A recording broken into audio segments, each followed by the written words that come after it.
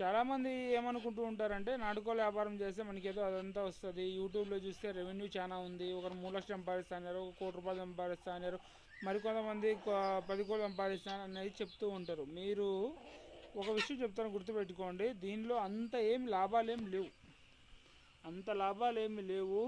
ఇంకో విషయం ఏంటంటే ఒక పిల్లని బతికించుకోవడానికి ఎంత కష్టపడాలో ఎంత చేయాలనేసి కొంతమంది రైతులకు తెలిసిన విషయమే. అంతేగాని ఒకటేసారి పెట్టినంత మాత్రం లక్షలు వస్తాయి, కోట్లు వస్తాయని చెప్పడం అంతే అబద్ధం. నీ దగ్గర ఇంటికాడ పెంచుకునేంత స్థలం ఉంటే ఇంటికాడ లక్షణంగా పెంచుకోవచ్చు, ఇబ్బంది ఏం లేదు. ఫారమే పెట్టాల్సినంత అవసరం లేదు. ఫారం పెట్టే కన్నా మన ఇంటికాడ పెరిగిన కోళ్ళకే చాలా అంటే చాలా బాగుంటాయి, ఇబ్బంది ఏమీ లేదు.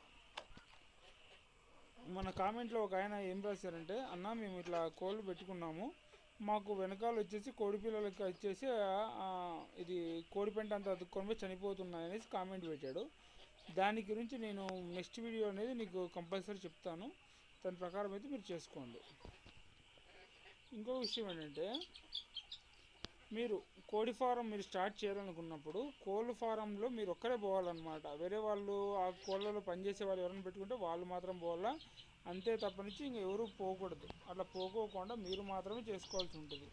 లేదున్నా మేము వేరే వాళ్ళని పెట్టుకుంటాము, మా ఫ్రెండ్స్ రప్పించుకుంటాము, ఇంకా వచ్చే కస్టమర్స్ అంతా లోపల రాణిస్తాము అంటే మీకు వచ్చేది నష్టమే. దాంట్లో నుంచి మీరు ఏం చేయాల్సిన అవసరం లేదు, ఆటోమేటిక్గా మీరు నష్టాల పాలే అవుతారు.